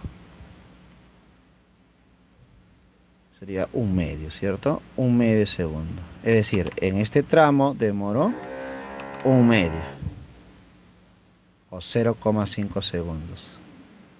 Pero en total, que es la cuarta parte del periodo, para la cuarta parte del periodo sería 6 entre 4, que es la cuarta parte del periodo. ¿Cuánto sería la cuarta parte del periodo? 3 medios, que sería 1,5. Es decir, todo es igual a 1,5. Si no, sí, 1,5. Por lo tanto, si es 1,5, dime, ya pasaron 0,5. ¿Cuánto te falta transcurrir? Un segundo. Pero ese un segundo solamente es este tramito. Recuerda que yo debo regresar al mismo lugar. Por lo tanto, sería un segundo más. ¿Cuánto sería el tiempo transcurrido en total? Tiempo total, 2 segundos. ¿Listo? Entonces, es una forma de analizarlo. Es una forma de verlo también. Profesor, en algunas ecuaciones de posición veo que usan coseno y en otras seno. ¿Cuál sería la diferencia sustancial ahí? Em, yo uso coseno porque considero que es lo adecuado para el movimiento horizontal. ¿Listo? Y al hacer esto, yo considero omega por t y no considero un ángulo de fase inicial. Porque estoy asumiendo que el movimiento comienza aquí. Ahora, en el vertical se usa el seno normalmente. Pero ¿qué pasa? Que yo puedo analizar con coseno, seno en cualquier caso. Pero para ser más exacto la fórmula, lo que tú tienes que saber es respecto a quién o qué eje vas a analizar. Y en base a ello se genera un ángulo de fase inicial, por ejemplo, para que sea más claro, ¿ya? ¿De dónde salen estas ecuaciones? Como lo mencioné ya varias veces, pero no hemos profundizado porque no es lo que se busca tampoco en ese momento. Cuando tenemos el movimiento circular, normalmente se considera que el movimiento circular comienza aquí. ¿Listo? Por lo tanto, al comenzar aquí, se considera que tu ángulo de fase inicial es 0. ¿Por qué? Porque respecto al eje X no hay ninguna abertura, pues, ¿no? Ahora, si yo comienzo mi movimiento acá, imaginemos que aquí comienza todo, entonces mi ángulo de fase inicial sería este. ¿Listo? Imaginemos puede ser pi medios. Bueno, disculpa, no puede ser pi medios, pi tercios. Pi tercios. Entonces tu ángulo de fase inicial sería pi tercios. Porque lo analizo respecto a este punto. Ya está. Ahora, ¿de dónde salen las ecuaciones? Bueno, como esta partícula se mueve con cierta velocidad angular, después de un cierto tiempo t, ahora estaría aquí. Ahora está acá. Por lo tanto, recorrió un ángulo inicial, un ángulo adicional. Ese ángulo adicional, ese ángulo barrido, es igual a omega por t. Ya está. Y ahora está acá, arriba. Ahora digo, ¿y cómo yo calculo las posiciones? Bueno, acá coloco un triangulito. Y yo digo, en ese triangulito, este tramo que está aquí es la posición X. Y este tramo que está acá es la posición Y. Entonces yo digo, ese X corresponde al radio de la circunferencia multiplicado por el coseno del ángulo. ¿Cuánto es toda esta abertura? Si te das cuenta, es el ángulo barrido más el ángulo de fase inicial. Y lo mismo para el otro. Y es igual a R seno del ángulo barrido más el ángulo de fase inicial. ¿Listo? Ahora, ¿dónde está el movimiento armónico simple?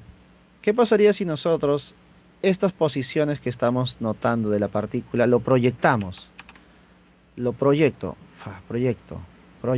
Y te das cuenta que eso va a ocurrir en todos lados, ¿no? Por acá, por acá, por acá, por acá. Al proyectarlo como si fuera una sombra, ¿qué ocurre en esta parte horizontal? Lo que va a ocurrir es que va a aparecer un movimiento armónico simple. Entonces, en el eje horizontal aparece un más. Y para ese más, la distancia de extremo a extremo, o la distancia de extremo hasta la parte media, se llama amplitud. Y te das cuenta que esa amplitud corresponde también al radio. Ah, entonces, profesor, en vez de llamarle radio, ¿le puedo llamar amplitud para mi más? Sí, para el más sería A por el coseno del ángulo barrido, que es omega por t, más el ángulo de fase inicial. Ahí está tu fórmula. Profesor, pero yo he visto que otros usan seno. Ah, es que tal vez la proyección la hicieron ¿dónde? En el eje vertical. Y en el eje vertical tú lo proyectas. Lo proyectas. Proyectas y te sale lo mismo, ¿no? Que y es igual a seno de omega por t más el ángulo de fase inicial. ¿Listo? De ahí salen las dos funciones, seno y coseno.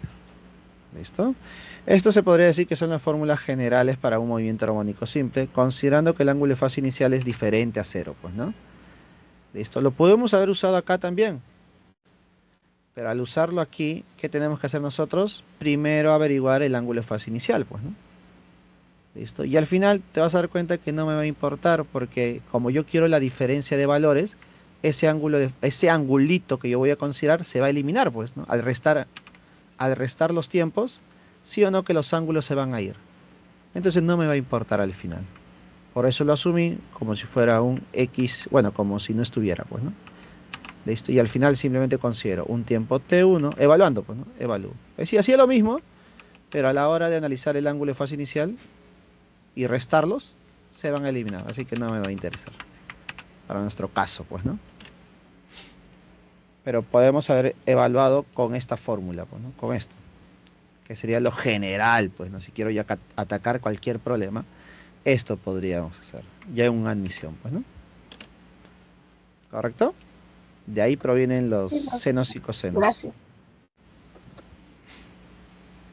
Ahora, cabe recalcar que tampoco se profundiza mucho el análisis de gráficas para este tipo, ¿no? No se analiza mucho. Al final son más que todo aplicativos. Este de acá es un caso muy, pero muy complejo, que si me imagino bien en la pre, ha sido de los más complicados que ha venido en su momento. Es decir, es raro que te pidan analizar un tiempo diferentes al periodo o la mitad del periodo, o la cuarta parte del periodo. Esto es raro. El análisis de tiempo en un más no es tan común. Esta es la pregunta más compleja, podríamos decir, del tema. ¿Listo? Y eso es algo que ustedes tienen que saber también, bueno, para no divagar, se podría decir, o no abrir mucho las posibilidades de problemas, sino cerrarlas más, ¿no? Porque nosotros vamos a encontrar muchos tipos de problemas a lo largo, ya sea en la pre, o en admisión, o en cualquier ciclo de la pre, en sus diferentes modalidades, bueno. Hay problemas distintos o diferentes siempre. Siempre vamos a encontrar uno que, oye, esto nunca ha venido. Por algo debe ser, pues, ¿no? Pero ese siglo vino. ¿Por qué? Porque el profesor quiso plantear algo distinto, ¿no? Y siempre hay esos tipos de problemas, pues, ¿no? Es importante analizarlos, pero no cerrarnos con esa idea de que va a venir, pues, ¿no? Pero sí saber el proceso, por lo menos. Una idea. A ver, Melody, me menciona la 16. ¿Esta Melody? Sí, ¿no? Ah, sí. A ver, ¿qué nos dice la 16?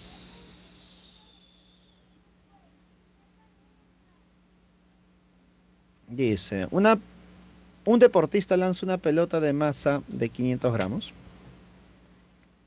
hacia una pared en una dirección que forma un ángulo de 37 grados, tétanos, según la gráfica, ¿no? Vamos a mostrar la figura. La pelota llega a la pared con una rapidez v de 20 metros por segundo y rebota con la misma rapidez, formando el mismo ángulo con la normal. Ya. Si el choque con la pared duró 0,01 segundos, determine la magnitud de la fuerza media. Determine la magnitud de la fuerza media. Ya está. A ver, la pared genera un impulso sobre la pelota, ¿cierto? Por eso la pelota se desvía. Recuerda que todo impulso genera un cambio en la cantidad de movimiento. Ese cambio puede ser en magnitud o en dirección, o tal vez ambos. ¿Listo? Aquí solamente genera un cambio de dirección. La magnitud se mantuvo para la cantidad de movimiento. Recordemos que la cantidad de movimiento es una cantidad física vectorial, que es el producto de la masa por la velocidad, ¿eh? Muchos se olvidan de eso y piensan que es producto de masa por rapidez. Se olvidan de que tiene dirección, signo tal vez, o vector unitario, ¿no? Entonces, masa por la velocidad. ¿Listo? Entonces, yo recuerdo que el impulso es una cantidad física vectorial que es igual a la fuerza media multiplicado por el intervalo de tiempo. Profe, entonces me están pidiendo justo esto. Sí, pero necesito el tiempo. Me dan, mira, 0,01. Ah, entonces me falta solamente el impulso. Ahí está el problema. Pues, no te dan el impulso. Pero yo recuerdo que esto también se puede relacionar con la cantidad de movimiento. Para ser más exactos, con la variación de la cantidad de movimiento. Y la variación de cantidad de movimiento sería masa por variación de velocidad. Y ahí está todo lo que necesito. La variación de la velocidad, pues, ¿no?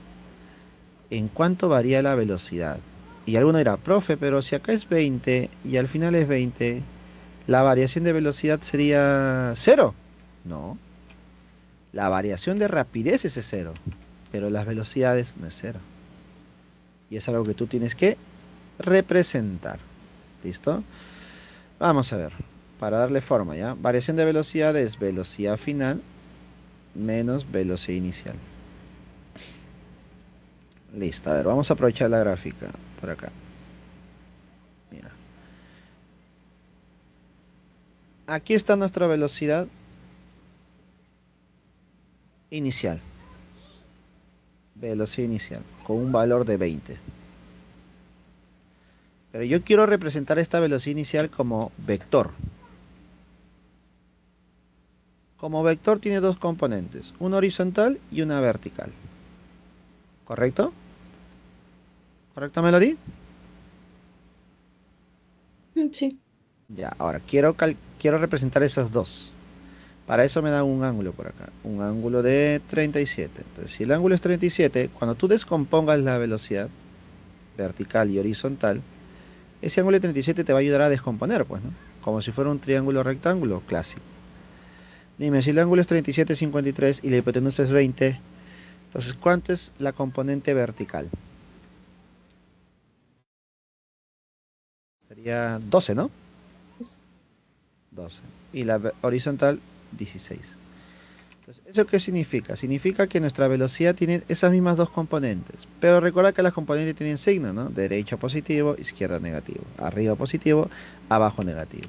Entonces, esta velocidad se puede representar como 16 en la horizontal y menos 12 en la vertical. ¿Correcto? En metros por segundo. Ahora, voy a hacer lo mismo para la velocidad final, que tiene un valor de 20. Listo. Lo bueno es que como el ángulo es el mismo, las componentes van a ser similares, pues, ¿no? 16 y 12. ¿Correcto? Ahí está.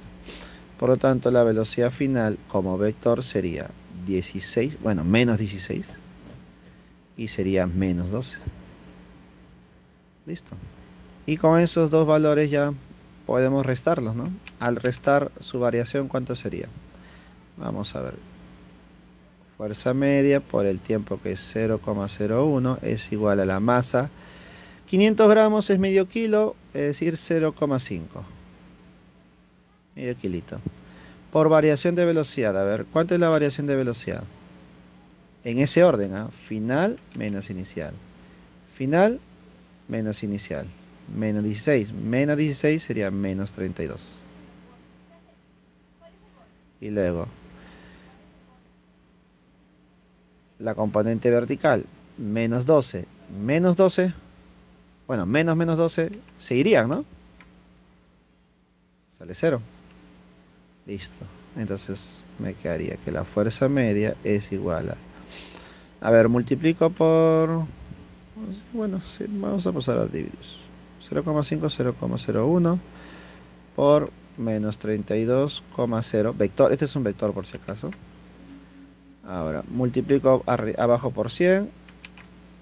Abajo por 100 y arriba por 100 y me queda 50. Entonces me quedaría que la fuerza media es un vector que sale de multiplicar 50 por 32 y por 0. 50 por menos 32 sería menos 160 si no me equivoco. ¿Cierto? Menos 160. ¿Cierto? A ver. 160, ¿no? Sí, ¿no? Ah, disculpa, 160 más un cerito que es del 50. Listo. Punto y coma, 0. Ya está. Esta es nuestra fuerza vectorial. Ya va a depender de lo que nos pidan exactamente. A mí me piden magnitud. Entonces, ¿cuánto sería la magnitud de este vector? Magnitud o valor simplemente es 1600 newtons. Listo. Pero bueno, ya algo adicional. Ya tengo la respuesta a lo que me piden. Algo adicional es, ¿tiene sentido esta fuerza? Sí, ¿no? Porque vectorialmente me están diciendo que es un valor de 1600, pero apuntando hacia dónde? Apuntando hacia la izquierda, ¿no? Entonces, acá está la fuerza media. La fuerza que ejerce la pared es una fuerza aplicada hacia la izquierda. ¿Listo? Y eso hace que la pelota, al chocar con la pared, genere esta desviación, pues. Debido a la fuerza media. ¿Listo? Con un valor de 1600. Listo.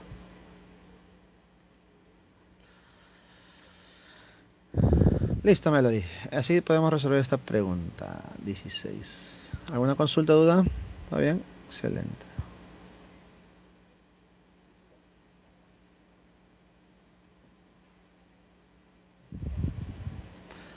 ¿Alguna consulta más por ahí? Coménteme, por favor. Estoy buscando alguna que sea interesante.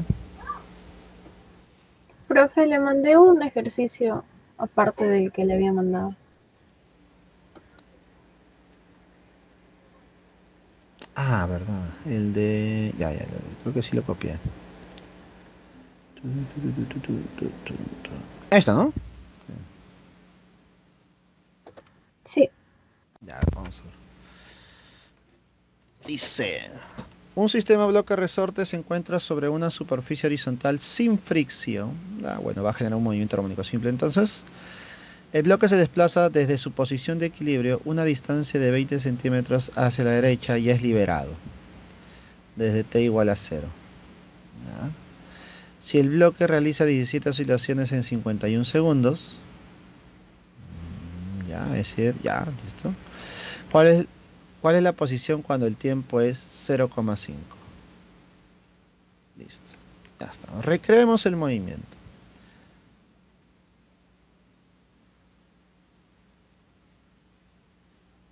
Está en la posición de equilibrio, posición central. X igual a 0, posición de equilibrio.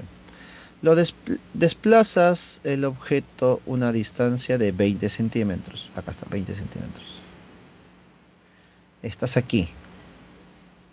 Y aquí lo sueltas. Si lo sueltas y inicia su movimiento, significa que esta posición es la posición de retorno, ¿no? X igual a A. Conclusión, el dato que me dan de 20 centímetros es nuestra amplitud.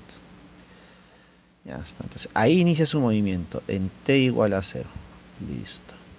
Otro dato. Si el bloque realiza 17 oscilaciones en 51 segundos, profe, no me diga, esa es frecuencia, pues, ¿no? Número de oscilaciones por unidad de tiempo. ¿Cuántas oscilaciones? 17. ¿Entre cuánto tiempo? 51. Puedo sacar 17ava, ¿no? Sale un tercio, ¿no? Un tercio de segundos a la menos 1 o un tercio de hertz. Ahora, yo no lo aprovecho como frecuencia. ¿Cómo lo debo aprovechar? Como periodo. Entonces dime, ¿cuánto sería el periodo? El periodo sería 3 segundos. Importante el periodo, porque con el periodo puedo encontrar la frecuencia angular, analizar el movimiento del objeto también, ¿no? Entonces, periodo 3 segundos. Si el periodo es 3 segundos, me dice, ¿en qué posición estará en el tiempo 0,5? ¿En qué posición estará? Listo, ecuación de la posición. X es igual a coseno de omega por t más un ángulo de fase inicial. Ahora, el ángulo de fase inicial, ¿cuánto sería? Entonces, para poder el ángulo de fase inicial, para que ya complementemos lo que hemos visto, yo digo, a ver, ¿qué dato yo tengo? Para t igual a 0, entonces, ¿x cuánto vale? X vale a. Entonces, profesor, x vale a es igual a coseno de omega por t, pero t vale 0, entonces sería 0 más t inicial. Dime, esto te sale que 1 es igual a coseno del ángulo de fase inicial. ¿Cuánto debe ser el ángulo de fase inicial entonces? Para que el coseno te salga 0. Pi medios. ¿Pi medios? Me sale 0, me sale 1, disculpa. Coseno sale 1.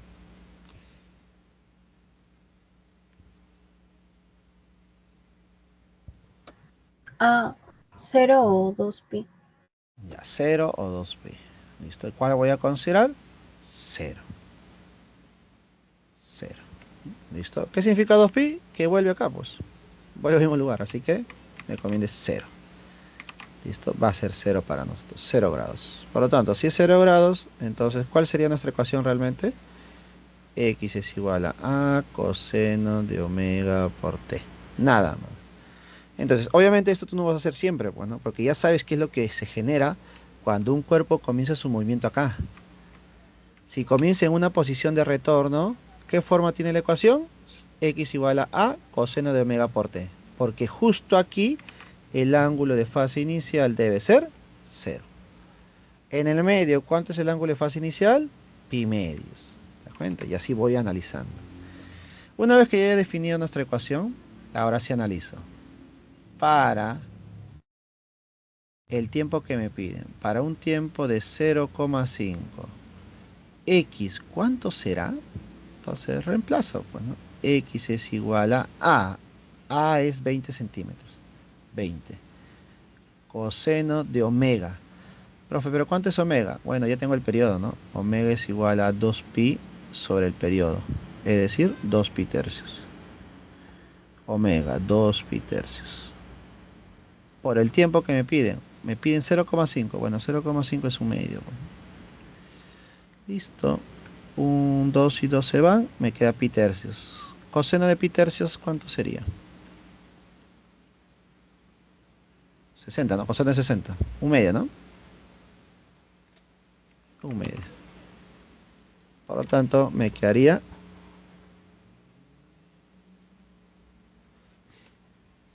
me quedaría 10. ¿Mm? Coseno, sí, me quedaría 10 centímetros. Listo, ahí han cometido un error seguramente.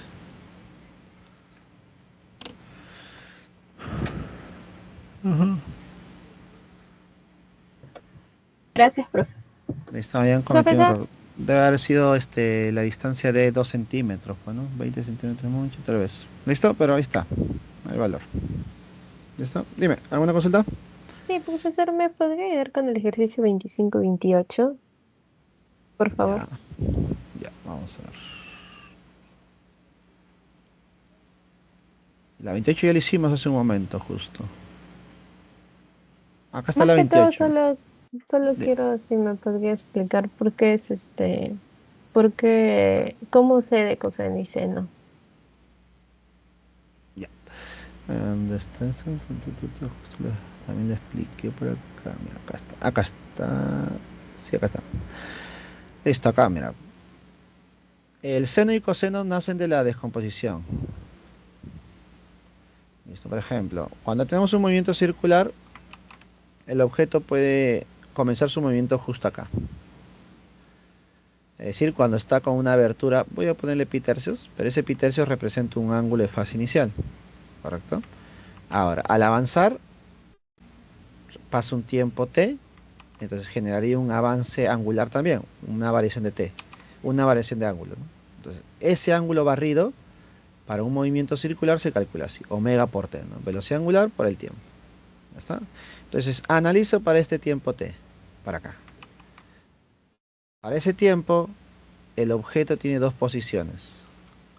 Una posición en el eje X y una posición en el eje Y, horizontal y vertical. Haciendo uso del triangulito y trigonometría, yo digo, a ver, este X corresponde a R por coseno del ángulo, donde el ángulo total sería el ángulo barrido más el ángulo de fase inicial. ¿Listo? Y en el eje Y, su posición sería R seno del ángulo barrido más el ángulo de fase inicial. ¿Listo? Trigonometría nada, ¿no? Ya está. Ahora, ¿de dónde nace el movimiento armónico simple? Porque este es circular. El movimiento armónico simple nace cuando yo este movimiento lo proyecto. Y la proyección pueden ser en diferentes ejes. Voy a proyectarlos en el eje horizontal y luego en el vertical. Cuando lo proyecto en el eje horizontal, me doy cuenta que la proyección, que puede ser como una sombrita, genera un movimiento armónico simple.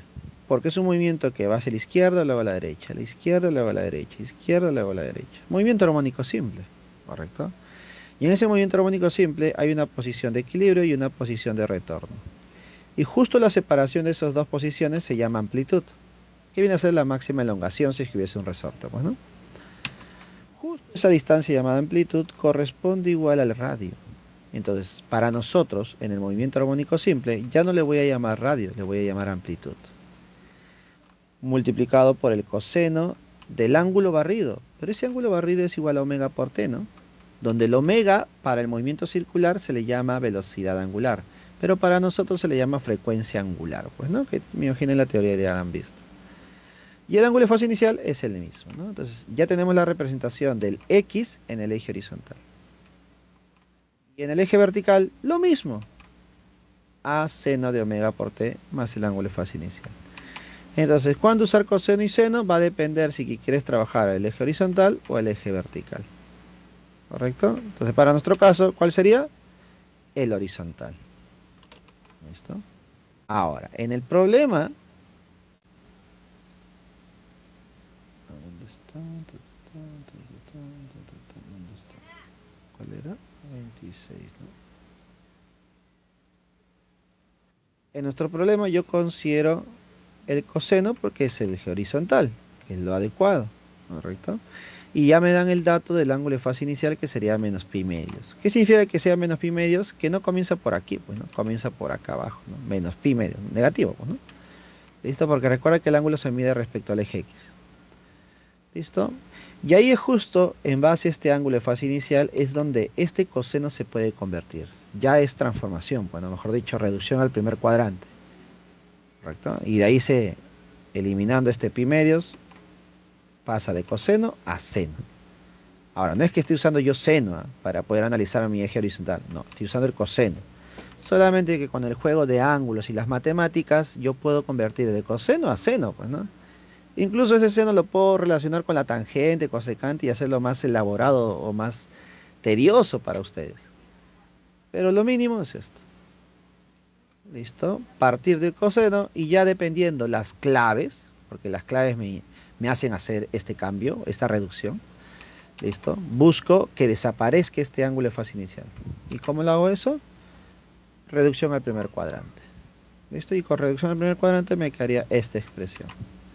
¿Correcto? Sí, profesor, todo entendido. Listo. De ahí La proviene 25 también, por favor. la 25. Tengo, tengo dudas con cuando dice con el plano X, Y.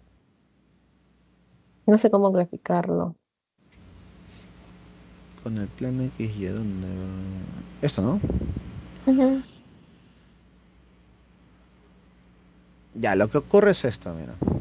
Te dicen, se muestra la figura de una espiral que está situada en el plano XY. Tu plano XY sería esto acá, ¿cierto? Es como si fuese una mesa. Tienes una mesa, imagina tu escritorio ahorita, y en tu escritorio tú pones un hula hula. ¿Sí lo notas? Visualmente sí lo podemos identificar, ¿cierto? Una mesa es un plano XY, y ahí tú pones tu hula hula. Un disco, algo.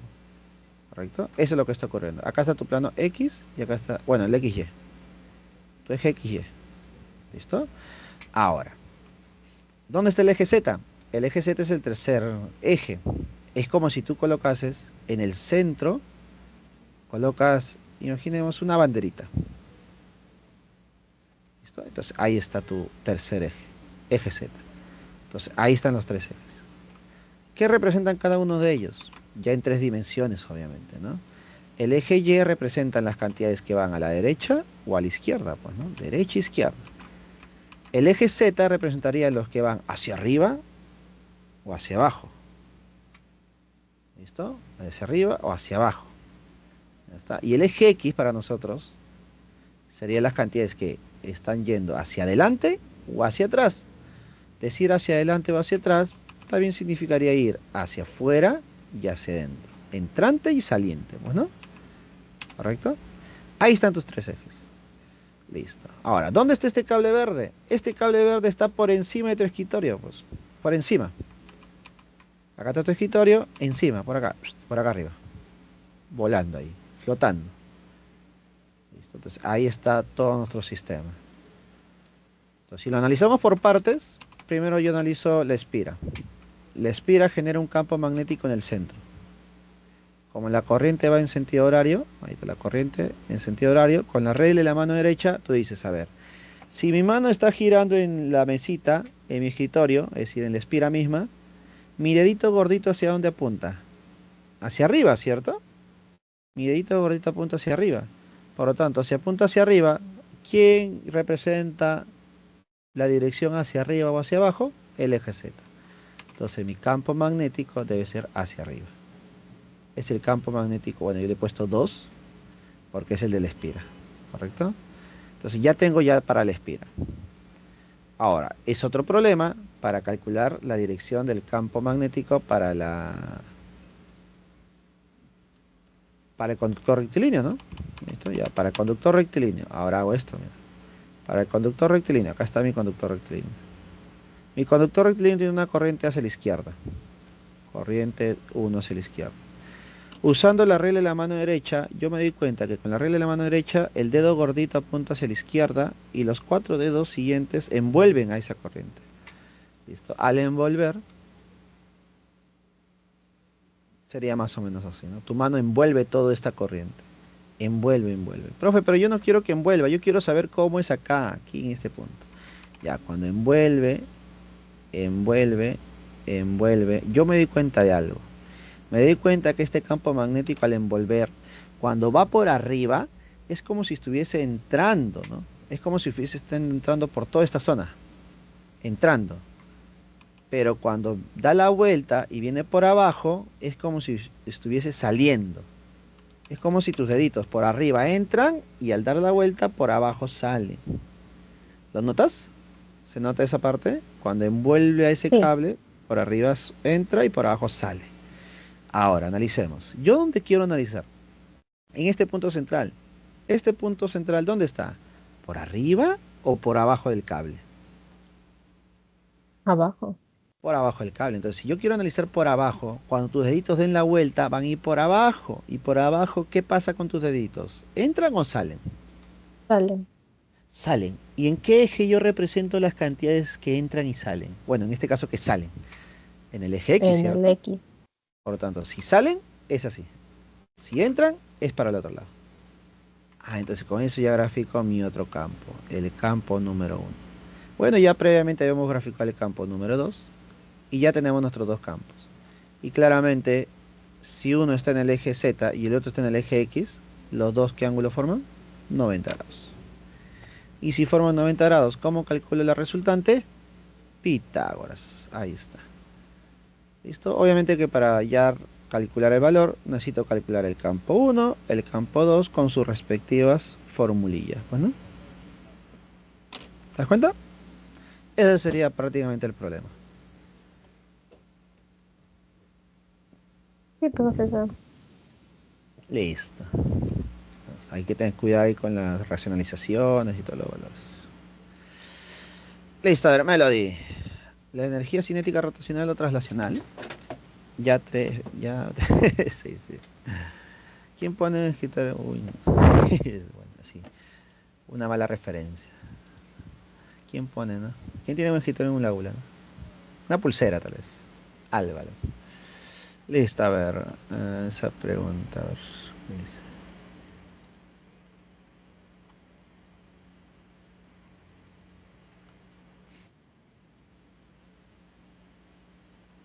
Ya, pero nosotros no trabajamos Melody, no te preocupes esa pregunta. Energía rotacional no analizamos, no te preocupes.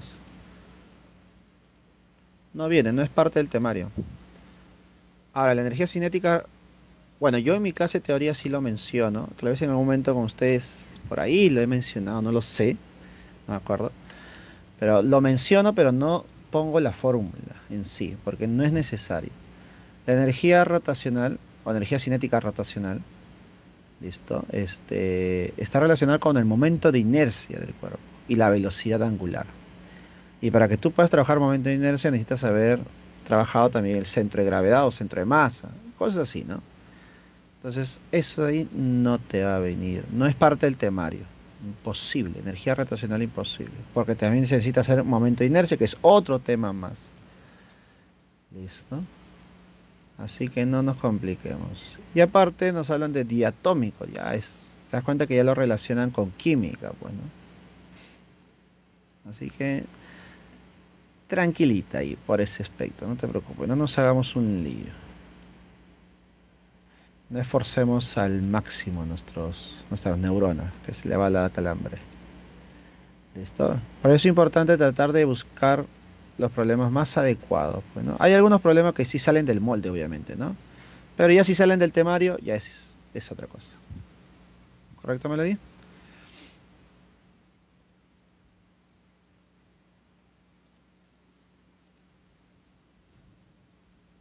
Problema 20. Ah, ya. 20, ¿dónde estás? 20, 20, 20, 20, 20, 20, 20. Ah, acá está. Listo, a ver. Melody. A ver, chicos. Pregunta número 20. Le damos la idea para que lo intente, lo complemente, ¿ya? A ver, el planteamiento, básicamente, para no estar operando de más. Dice, dos esferas pequeñas, cada uno de masa de 0,3 raíz de 3. Uy, no me gustan las raíces. Pero bueno, aparece un ángulo de 30 grados, así que bueno, capaz se simplifica. Están supedidas de hilos aislantes. Importante que sean hilos aislantes para que tenga sustento el problema, ¿no? Al ser hilos aislantes, la carga de esas partículas no se va a expandir, ¿no? No se va a trasladar a otro lado, ¿no? Es decir, no va a haber ¿cómo se? Ya me estoy olvidando. Transferencia, mejor dicho, ¿no? Transferencia de carga o transferencia de electrones, ¿no? Y esos cables son de igual longitud, L y L. igual a 3 centímetros, como indica la figura. Las esferas tienen cargas eléctricas de igual magnitud, 3 por 10 a la menos 8 coulomb, pero una es positiva y la otra es negativa, ¿no? Determine la magnitud del campo eléctrico uniforme, para que el sistema permanezca en equilibrio. Ya está. Si el sistema permanece en equilibrio, las dos partículas están en equilibrio, cada parte del sistema está en equilibrio. ¿Ya está? Entonces yo analizo solamente una de las partículas, solamente una, basta con una nada más. Analizo esta carga negativa, ¿correcto? Sobre esta carga negativa voy a hacer el diagrama de cuerpo libre. ¿Cuál es la más importante de las fuerzas? La fuerza de gravedad. Entonces voy a considerar la fuerza de gravedad. Acá está. Fuerza de gravedad, mg. Luego me di cuenta que está con una cuerda, tensión. Corte imaginario, tensión. Listo. Ahora, ¿qué más? ¿Qué más puedo considerar por aquí? Voy a considerar que esta partícula es negativa, está dentro de un campo eléctrico. Al estar dentro de un campo eléctrico, chicos, ¿se genera sí o no una fuerza eléctrica? Se genera una fuerza eléctrica, ¿no? Pero si es negativa, ¿la fuerza va en la misma dirección o en una dirección opuesta al campo? ¿Misma dirección o dirección opuesta? Opuesta. Opuesta. Al ser negativa es opuesta. Listo. Entonces acá sería la fuerza. Recuerda, este es generada por el campo, que es igual a carga por el campo. Listo. Magnitud, ¿ya? Listo. Ahí acabó todo. Normalmente sí, ¿eh? Normalmente sí. Y te lo digo porque ya hay problemas así. Con estas tres nada más ya sale el problema. ¿Listo? Y hay un problema, mejor dicho, ¿no? Y para eso tienes que formar, ¿qué cosa? El triángulo de fuerza, ¿no? MG, Q por E, y la tensión cerraría. Y ahí está tu triángulo, ¿no? Donde acá sería 30 grados. Y esto es un problema. Me imagino que varios que han visto ya problemas o han revisado muchos temitas anteriores se darán cuenta que esta pregunta ya es clásica, pues, ¿no? Ya está. Pero falta algo. Falta la fuerza generada entre la carga negativa y la carga positiva. Profe, una negativa y una positiva se atraen, pues. Por lo tanto, entre estos dos hay una fuerza eléctrica, que es igual a K, producto de cargas, que es la misma al cuadrado, entre distancia al cuadrado. Listo, donde esa distancia es la separación, ¿no? Todo este valor. ¿Correcto? Ya está. Y con eso ya el problema acabó, pues, ¿no? Ahora tú dirás, profe, un momentito. Profe, ahora son 4. Bonito hubiese sido si fuesen 3, ¿no? Bonito fuese si fuesen 3. Y si son 4, ¿qué hago ahora? Bueno, si son 4, lo que tendríamos que hacer ahora es trabajar. Como la fuerza resultante es 0, entonces se cumple dos cosas. Fuerzas que van a la derecha igual a fuerzas que van a la izquierda. Fuerzas que van hacia arriba igual a fuerzas que van hacia abajo. Conclusión. Debo descomponer. ¿Y quién es la única fuercita que me faltaría descomponer? La tensión. Al descomponer la tensión te quedaría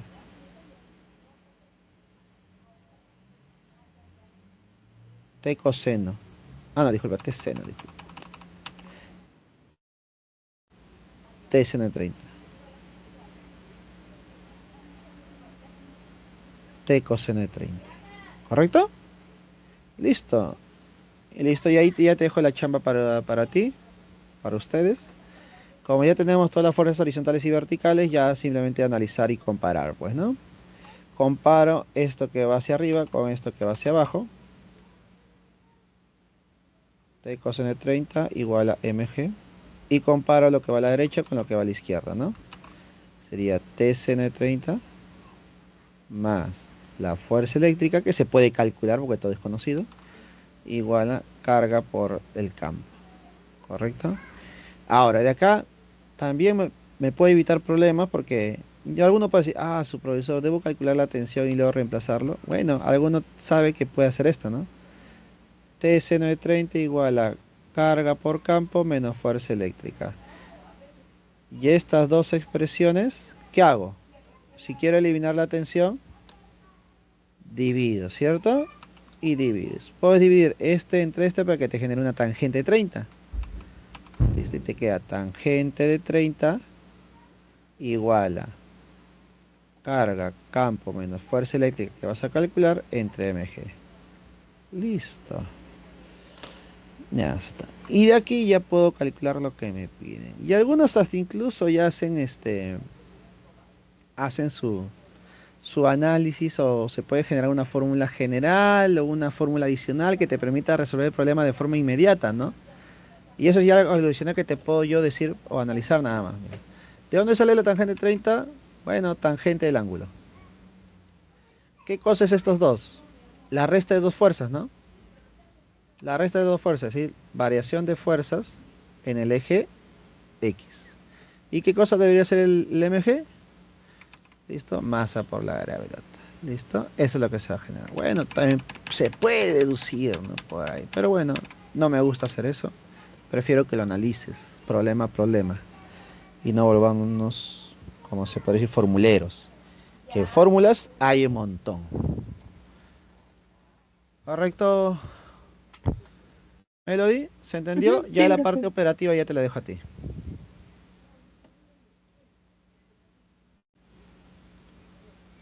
Listo, a ver. Luis, la 30. La 30. 30. Listo, justo lo habíamos hecho. Ya le damos.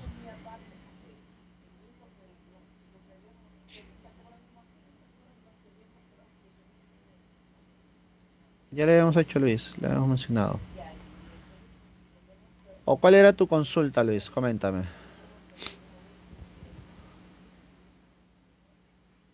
No, profe, ya también ya lo entendí.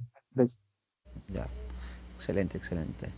Lo importante, el dato importante aquí es que la lámpara representa el objeto y la pantalla que se coloca es para formar, bueno, para poder ver la imagen. Esto es como lo mencioné en la resolución, es como si fuera un proyector, ¿no? El proyector genera una imagen, pero mientras no existe una pantalla, tú no puedes ver esa imagen. ¿Correcto? Ya está. Entonces, acá la pantalla representaría la imagen, pues, ¿no? Y ahí lo podemos analizar. Listo, chicos, y de esa manera estamos dando por culminado nuestras últimas asesorías. Profesor, Dime, dime. Dime, cuando dime, dice dime. pantalla, entonces no es espejo, que diga no es lente. No, no, no, no. La pantalla se Ah, refiere, te puede decir una lámina, una pantalla, una tela, le ponen pantalla. Listo, la pantalla no es un espejo o una lente. ¿estaría después de la imagen? ¿O por qué salió 5? ¿Por qué lo tomó igual 10? Ah, eso es porque es dato del problema. El problema te dicen que la distancia de separación entre la lámpara y la pantalla es 10. Es decir, acá tenemos nuestra imagen y nuestro objeto. La imagen y el objeto, la separación entre ellos es 10. Por ejemplo, más o menos así, ¿no? Este es el objeto y esta es la imagen formada. La separación, ¿cuánto es? 10 entre los dos. Eso es lo que me dan de dato, pues, ¿no? Acá no me están diciendo que la distancia objeto es 10, ni la distancia imagen es 10. La distancia que hay entre el objeto y la imagen que se han formado es de 10 centímetros en este caso. ¿Listo? Se puede decir que este es de los problemas más tediosos, ¿no? ¿Correcto, chicos? Bueno, de esta manera damos por culminado hasta, bueno, nuestras semana de repaso, consultas académicas, chicos. Espero que les vaya muy bien. Éxitos a todos. Cuídense mucho, chicos. Fue un gusto trabajar en este siglo. Hasta luego. Cuídense. Igualmente, Ana. Hasta luego. Cuídate. Melody, Ana y todos los demás que han estado en nuestras clases. Hasta luego. Sí, hoy estuve más relajado, Ana. Hasta luego. Cuídense. Chao, chao. No, gracias a ustedes, porque parte de lo que ustedes mandan es parte de nuestro avance también. Cuídense. Hasta luego. Chau, chau.